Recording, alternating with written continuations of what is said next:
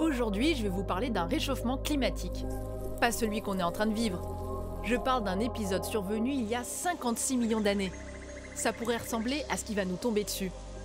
Le PETM, en français maximum thermique du passage Paléocène-Éocène, est le changement climatique le plus rapide et le plus violent qui a touché notre planète. Super hot. Et ouais, la fin du monde a déjà eu lieu une fois. D'après les chercheurs, ça s'est probablement passé comme ça. Les volcans se mettent dans une colère noire, si noire qu'ils font grimper la température des océans.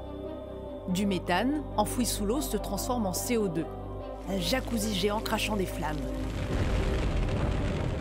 Oui, en gros, la Terre traverse une crise de flatulence. À cause de la quantité de CO2 relâchée dans l'atmosphère, 1 milliard de tonnes par an, la Terre surchauffe. Les océans commencent à s'évaporer.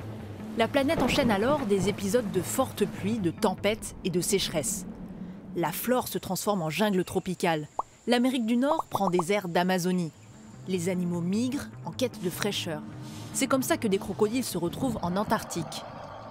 Pour survivre aux conditions climatiques extrêmes, certaines espèces comme les araignées, les guêpes ou encore les rats rétrécissent. Toute la faune se renouvelle.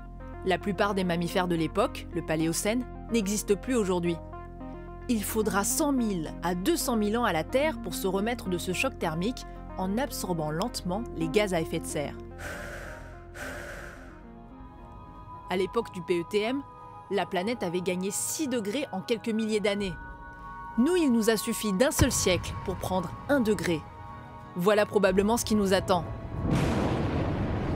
Et encore, le PETM, c'est la version soft.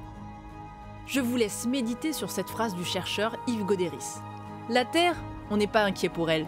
Elle va finir par s'autoréguler. Mais ce sera peut-être sans nous.